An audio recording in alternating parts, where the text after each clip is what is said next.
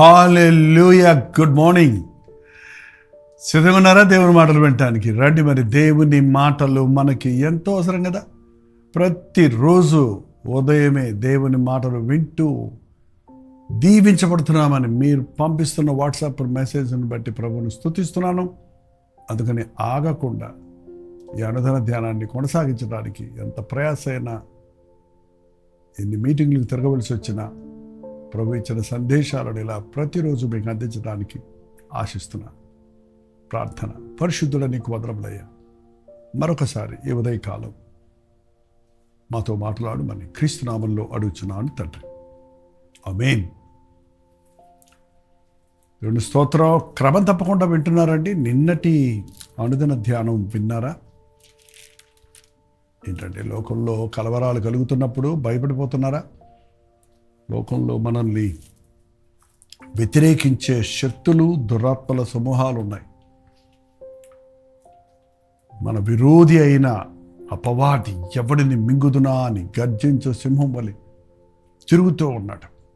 ముఖ్యంగా దేవుని కొరకు బ్రతకాలనుకున్నవారు, దేవుని నామాన్ని మహిమపరచుకోవాలన్న వారిని అపవాది ఆటంకపరచడానికి వాడు కంకణం కట్టుకున్నారంటారు చూసాను మన దేశంలో.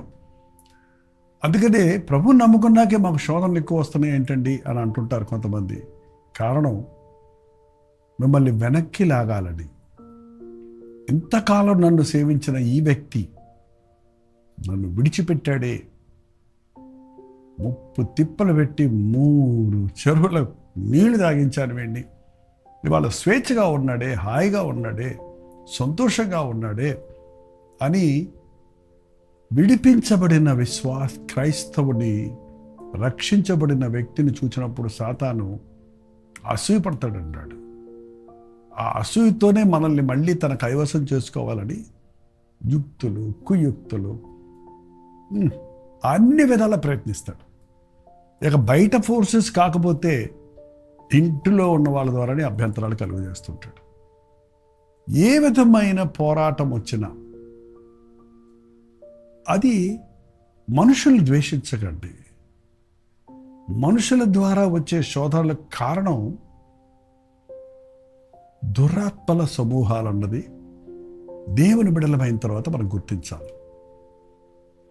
ఎన్నో రకాల తెగలుగా మనుషులు విడిపోతున్నారేమో కానీ దేవుని దృష్టిలో 2 తెగలండి.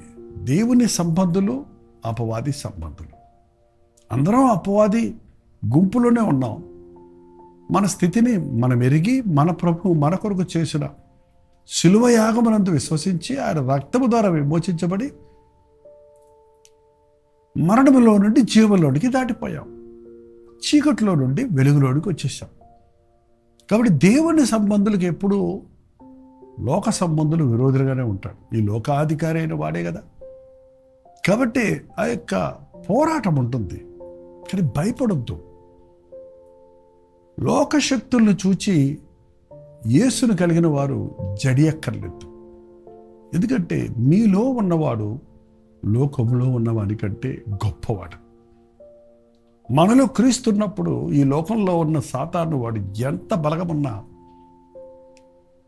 మనలో ఉన్న క్రీస్తు లోకాధికారిగా పిలువబడుతున్న అపవాది కంటే గొప్పవాడు, మరణమును జయించినవాడు, సర్వాధికారం ఇవ్వబడినవాడు, మేలు చేయువాడు, కాపాడువాడు. యేసు నామములో ప్రార్థించి చూడండి, నీకు ఆ గొప్ప కాపుదల కలుగుతుంది. చాలాసార్లు సాతాను మన మీదకు దండెత్తుకొని వస్తాడు. ఇశ్రాయేలు దేశంలో ఎలీషా అనే ఒక ప్రవక్త ఉన్నాడు. ఆ ప్రవక్త దేవుని చేత ఇశ్రాయేలు జనాంగానికి కాపాడుటకు, హెచ్చరించుటకు, బోధించుటకు, రాజులను సహితం మరి గద్దించుటకు, దిద్దుటకు, నడిపించుటకు దేవుడు వారిని వాడుకున్నాడు. ఆనాడు ఇశ్రాయేలుకి అనేకులు శత్రువులు ఉన్నారు. ఈ రాజుగారు సిరియా దేశపు రాజు ఇశ్రాయేల్ దేశానికి రాజు మీదకి వెళ్తున్నప్పుడు ఆ ముందుగానే ఆ సంగతులు వాళ్ళకి తెలిసిపోతుంటే రాజు అన్నాడు, ఎవడో ఒకడు మన సంగతులన్నీ వాడికి తెలియజేస్తున్నారు, వారు అలర్ట్ అయిపోతున్నారు అంటే పక్కనోడు చెప్పాడు, వాళ్ళ దగ్గర ఎవరో కాదండి ఇది, ఆ దేశంలో ఒక ప్రవక్త ఉన్నాడు, ఆ ప్రవక్తకు దేవుడు బయలుపరుస్తున్న మూలాన అతను ఆ రాజుకు హెచ్చరించి కాపాడుతూ కీడులో పడకుండా ఓడిపోకుండా వాళ్ళు అద్భుతంగా జయిస్తున్నారు అని చెప్పేటప్పటికీ ఆ రాజు కోపం వచ్చి ఆ ఎలీషా ప్రవక్తను బంధించి పట్టుకురండి అన్నాడట. ఇవాళ కూడా చూడండి చాలామందిని ఇలాగే ఆ దైవజనుల్ని బంధించటము, హింసించటము, ఏంటంటే వారిని ఆటంకపరచటం అనేది జరుగుతుంది చూడండి మన దేశంలో కూడా. సువార్త ప్రకటన ఇందులో తప్పేం బోధిస్తలేదు కదా, కానీ ఎంతగా వ్యతిరేకాలు మనం చూస్తున్నామో చూడండి. కాబట్టి ఇవి అంధకార శక్తులు, దురాత్మల సమూహాల యొక్క ప్రభావం మానవ జాతిని తన కైవశం చేసుకొని మేలుకొరకు కాదండి, అర్థం కావటం లేదు మరి అనేకులకు. ఒక వ్యక్తిని లొంగ తీసుకునేది అతని వ్యక్తిని హింసించడానికి, అతన్ని తనతో పాటు అగ్ని గంధములతో మండే గుండంలో పాలు పంపులు పొందడానికి అన్నది అపవాది చేత పట్టబడిన వారికి అర్థం కావటం లేదు. త్రాగుడుకు బానిసైన ఒక వ్యక్తిని చూడండి, అది తన జీవితాన్ని నాశనం చేస్తుందని తను తెలుసుకోగలుగుతున్నాడా? తెలిసినప్పటికీ దాన్ని విడిచిపెట్టగలుగుతున్నాడా? కారణం ఆ దురాత్మల ప్రభావం వారిని లొంగ తీసుకుంటుంది. ఎంతమంది కుటుంబాలు చెడగొట్టుకుంటున్నారు, ఎంతమంది ఆరోగ్యాన్ని పాడు చేసుకుంటున్నారు, ఎంత దేశంలో కూడా వాళ్ళు చూడండి. కల్తీ సారాయి తాగి తమిళనాడులో ఎంతోమంది చనిపోయారు.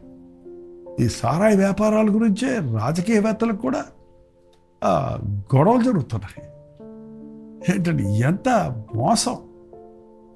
పేదలకు సహాయం చేస్తూ నేను ప్రభుత్వం సారాయి ఇస్తున్నామని చెప్పుకునే ప్రభుత్వాలు చూసినప్పుడు విచారం కలుగుతుందండి. వాడి పేదరికాన్ని మరవటానికి ఆహారం ఇయ్యి మంచి బలమిచ్చేది ఇవ్వ కానీ, వారి పేదరికం నుంచి విముక్తి పొందేటట్టు చేయాలి కానీ, వాడిని మరింత హీనస్థితికి దిగజార్చే ఈ కార్యాలన్నీ మానవ జాతిని నాశనం చేయటానికి అపవాది కోరుకున్న విధానాలేవి. హెచ్చరించేవారిని, గద్దించేవారిని, ఇది తప్పని చెప్పేవారిని గౌరవించే స్థాయి, గుర్తించే స్థాయి పోయిందండి. సో పెద్ద సైన్యాన్ని పంపించాడు. ఆయన ఎంత పెద్ద భక్తి ఉంటాడోనని చాలామంది గుంపులుగా రాత్రికి రాత్రి బయలుదేరి తెల్లవారేటప్పటికి అతన్ని హౌస్ అరెస్ట్ చేద్దామని ఎలీషా దగ్గరికి వస్తున్నారట. ఒక్కసారి రాజుల 2వ గ్రంథం 6వ అధ్యాయం 16వ వచనం మొత్తం చదువుతున్నాను చూడండి, లేక 15 నుంచి చదువుతున్నాను.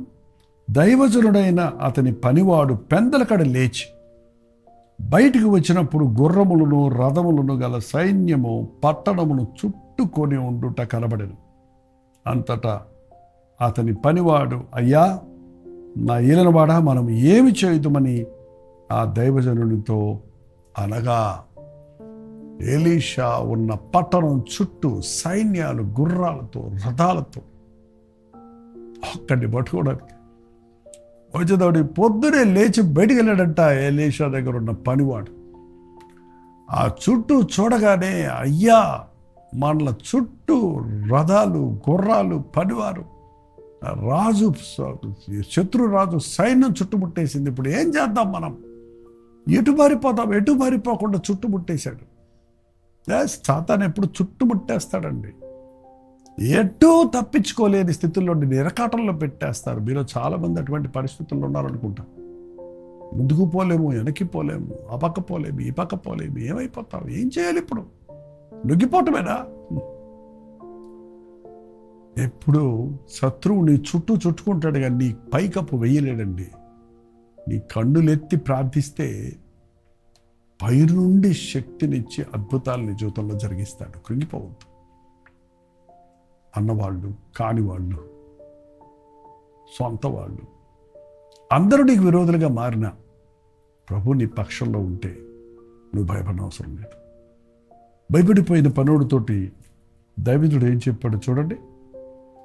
అంతటా 16వ వచనం, అతడు భయపడవద్దు, మన పక్షమున ఉన్నవారు వారికంటే అధికులై ఉన్నారు. ఎదయా సైన్యాన్ని చూసి భయపడతావు? మన పక్షంలో ఉన్నవారు వారికంటే ఎక్కువ ఉన్నారు. ఈ పనుడికి అర్థం కాల, ఈయన ఒక్కడే ఉన్నాడు అనుకుంటున్నాడు ఈ ఎలీషాకి సహాయకుడిగా. ఏంటంటే మన పక్షంలో ఎక్కడున్నారయ్యా? మనకు సైన్యం ఎక్కడుంది? మనకు రాజ్యం ఎక్కడుంది? మన కట్టడాలు ఎక్కడున్నాయి? అలాగ లోకరీతిగానే ఆలోచిస్తారు చాలామంది. లోకరీతిగా ఒక దైవజనుడికి, దేవుని కొరకు బ్రతికే వారికి ఇహ సంబంధమైన కాపుదలలకు బాడీగార్డ్స్ ఉండరు, పెద్ద సెక్యూరిటీ ఉండదు, ఏ విధమైన వెపన్స్ ఉండవు, ఆయుధాలు ఉండవు, ఏ విధమైనటువంటి సపోర్ట్ ఉండదు. కానీ ప్రభువు మన పక్షంలో ఉంటే మనకు విరోధి ఎవడో? మన విరోధిని జయించిన వాడు మన ప్రభు మన పక్షంలో ఉన్నప్పుడు నీకు విరోధముగా ఏర్పరచబడిన ఏ ఆయుధము వర్తిల్లదు. మన పక్షంలో ఉన్నారయ్యా అని చెప్పి ఎలీషా, యెహోవా వీడు చూచినట్లు దయచేసి వీని కళ్ళు తెరవమని ఎలీషా ప్రార్థించగా 17వ వచనం, ప్రభా మన చుట్టూ ఉన్నవారు చూసినట్లు ఇతన్ని కన్నులు తెరవమని ప్రార్థించగా ఏం జరిగిందండి?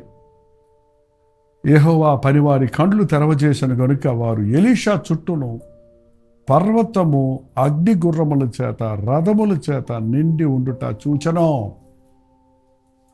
ఎలీషా చుట్టూ పర్వతాలు, అగ్ని రథాలు, భయంకరమైనటువంటి కాపుదల, చీమ కూడా జొరబడలేనంత కంచె దేవుడు ఇచ్చాడన్నది అతని మనోనేత్రాలు తెరవబడినప్పుడు చూశాడండి. ఎస్, నీకు దేవుడిచ్చే కాపుదల మానవ నేత్రాలకు కనబడదు, కానీ ఆయన రెక్కల చాటున నిన్ను దాచినప్పుడు ఏ అపాయము నీకు సంభవించదు. అతడు ఆశ్చర్యపడ్డాడు. పనివాడు వాళ్ళు వచ్చేస్తున్నారు అంటే ప్రభు చెప్పాడు, ఎలీషా చెప్పాడు, ప్రభువా ఈ పనివాడి కళ్ళు తెరువు, ఆ దండు వారి కళ్ళు ముయ్యి. వాళ్ళకి కళ్ళు గుడి అయిపోయినంట, కనబడక, ఎటుపోతున్నారో కనబడక, శత్రువుని ఎదుర్కొంటాం అనుకుంటూ శత్రువు పాదాల దగ్గరికి వచ్చేసి నేరుగా ఆ రాజుగారి భవనం, రాజుగారి దగ్గరకు వచ్చేసారు. అక్కడికి ఆ పట్టణంలోకి వచ్చేసారు. వాళ్ళందరూ ఆ సైన్యం, మన ఇశ్రాయేలు సైన్యం మధ్యలోకి వచ్చేటప్పటికి మళ్ళీ ఎలీషా అన్నాడు, ప్రభువా వీరి కన్నులు తెరవమంటే తెరిచేటప్పటికి వీళ్ళు పట్టుకుందామని వచ్చిన ఎలీషాకి ఏ కీడు జరగలేదు. వీళ్ళు పట్టుకుందామని వచ్చిన విరోధులుగా ఉన్న ఇశ్రాయేలు సైన్యం మధ్యలో వీళ్ళు చిక్కుకుపోయారు. నువ్వు పట్టుకుందామన్న వారే నిన్ను పట్టుకుంటే ఇక నీ సంగతి ఏంటి? అదే జరిగింది ఇక్కడ. అందరూ లొంగిపోవాల్సి వచ్చింది. అప్పుడు ఆ రాజు అన్నాడు, ఏమండి ఎలీషా గారు, వీళ్ళనందరినీ చంపేయమంటావా? లేదు, వద్దు. ఏంటండి, నీ శత్రువు నీ చేతికి దొరికినప్పుడు నీవు అతనికి ఆహారం పెట్టు, మేలు చేయమన్నాడు. చంపడానికి కాదండి మన దేవుడు. విరోధులను కూడా చావాలని మనం కోరకూడదు. మనకు హాని చేసిన వారికి మనం మేలే చేయాలి. అదే చెప్పాడు. ఒక్కసారి 22 మీరు తిరిగి చదవండి, అనుదిన ధ్యానం కదా, ఇది కొంచెం విస్తారమైన కథగా ఉంది. ఇది నిజమైన సంభవం అండి. ఇది ఈరోజు మన జీవితాల్లో కూడా జరిగేవి. రాజుల 2వ గ్రంథం 6వ అధ్యాయం ఇతడు 22వ వచనం, అతడు నీవు వీరిని కొట్టవద్దు, నీ కత్తి చేతను నీ వింటి చేతను నీ చెరపట్టిన వారిని నువ్వు కొట్టుదువా, వారికి భోజనం పెట్టించి వారు తిని త్రాగిన తర్వాత వారు తమ యజమానుని యొద్దకు వెళ్ళుదురని చెప్పాను. అంత వారి కొరకు విస్తారమైన భోజన పదార్థాలు సిద్ధపరచగా వారు అన్నపానాలు పుచ్చుకొని రాజునద్ద సెలవు పొంది తమ యజమానుని యొద్దకు పోయిరి. అప్పటి నుండి సిరియనుల దండు వారు ఇశ్రాయేలు దేశమునకు వచ్చుట మానిది. ఒక శాశ్వతమైన విడుదల, నీ శత్రువుని మిత్రువుగా చేయటానికి. దేవుడు తన అద్భుత కార్యాలు జరిగిస్తాడు. ఎవరిని మీరు ద్వేషించొద్దు. మిమ్మల్ని ద్వేషించే వారిని ప్రేమించండి. మీకు అపకారం తలపెట్టిన వారికి మేలు చేయండి, ఉపకారం చేయండి. అది మన ప్రభు నేర్పించినటువంటి పాఠం. కత్తి ద్వారా కాదు కానీ ప్రేమ ద్వారానే మనం ఇతరులను సంపాదించగలం. మన మనోనేత్రాలు తెరవబడితే మనకున్న కాపుదల, మన పక్షంలో ఉన్న మన ప్రభువు ఎంత గొప్పవాడనని గుర్తించగలుగుతాం. మన శత్రువును చూచి వణుకు వారిగా కాక అపవాదిని ఎదిరించగలుగుతాం. ఆధ్యాత్మిక జీవితంలో జయశీలులుగా ఉండగలుగుతాం. ప్రార్థన. పరిశుద్ధుడ, ప్రేమగల తండ్రి, అనేక సార్లు మాకున్న అప్పులు, మాకున్న చుట్టూ ఉన్న మనుషులు, మేము ఎదుర్కొంటున్న పరిస్థితులు మాకు భయాందోళనలు కలుగజేస్తుండగా, ఇక మాకు బ్రతుకు లేదు, మేమిక జీవించలేమన్నంత భయముతో మేము నిండి ఉంటుండగా మమ్మల్ని కాపాడే దేవుడు ఎంత గొప్పవాడనని మేము గుర్తించినట్లు మా మనోనేత్రాలు తెరువయ్యా. పరిశుద్ధాత్మ శక్తిని మాకు దయచేయి నాయన. భయపడిపోయి లొంగిపోయేవారిగా కాక ప్రభువు నామములో గద్దించి ప్రార్థించి అద్భుతాలు చూసేవారిగా ఉండటకు సహాయం చేయండి. ఈరోజు ఎవరు ఏ శోధనలో ఉన్నారు, ఎటువంటి వ్యక్తుల ద్వారా లేక పరిస్థితుల ద్వారా లేక వారి ఆధ్యాత్మిక జీవితంలో ఎదుర్కొంటున్న పోరాటాల్లో ఉన్నారో తండ్రి, ఇశ్రాయేలును కాపాడు. దేవుడు కొనుకడు నిద్రపోడన్న మాట మా కొరకు ప్రాణం పెట్టిన మా ప్రభు దినమంతా తన చేతులు చాచి ఉంచున్నాడని గుర్తించి, ఎవని మనస్సు నీ మీద ఆనుకును వాడు పూర్ణ శాంతము గలవానిగా కాపాడుతున్న మాట ప్రకారం నీ మీద ఆనుకున్నటకు నీవిచ్చే అద్భుతమైన విజయాలను మా జీవితాల్లో చూచుటకు సహాయం చేయమని క్రీస్తు నామములో అడుగుచున్నాము తండ్రి. ఆమేన్. మన తండ్రి అయిన దేవుని యొక్క ప్రేమయు, కుమారుడైన క్రీస్తు యొక్క కృపయు, ఆదరణకర్త అయిన పరిశుద్ధాత్మ యొక్క సహవాసం కుడి వచ్చిన మనందరికీ ఇప్పుడు సదాకాలం తోడైండును గాక. ఆమేన్. దేవుని స్తోత్రం. మీ పోరాటాలు, మీ శ్రమల్లో ప్రభు మీకు తోడున్నాడని గుర్తించండి. విశ్వాసంతో ప్రార్థించండి. ప్రార్థన ద్వారా అద్భుత జయాలు, విజయాలు మన జీవితాల్లో చూడగలుగుతాం. మీకోసం మేము కూడా ప్రార్థన చేయాలంటే 95400417 నెంబర్కి, ఒకవేళ మీరు ఇతర దేశాల్లో ఉంటే 91001808 నెంబర్కి ఒక టెక్స్ట్ లేక వాయిస్ మెసేజ్ ద్వారా వాట్సాప్ పంపించండి. మీ పక్షంలో ప్రార్థించడానికి మేము ఎప్పుడు సిద్ధంగా ఉన్నాం. Doctor Jaipal YouTube channel subscribe చేసుకోండి. లైక్ చేయటం, షేర్ చేయటం మర్చిపోకండి. ఈ పరిచయల కొరకు ప్రార్థించండి. ప్రభువు మిమ్మల్ని ప్రేరేపిస్తే వివరాలు పంపి ఈ పరిచయలో మీరు కూడా పాలిభాగస్తులు అవ్వండి. మరికొన్ని చోట్ల గెట్ టుగెదర్ జరిపించడానికి ప్రార్థిస్తున్నాం. మీ ప్రార్థనలో గుర్తుపెట్టుకోండి. ప్రభుత్వమైతే మధ్యాహ్నం 3 గంటలకు హెచ్చరిక, అలాగే రాత్రి 9 గంటలకు కలబరి ప్రతి ధ్వనిలో మళ్ళీ కలుసుకుందాం. అంతవరకు దేవుని మహాకృప మీకు తోడేయడం గాక.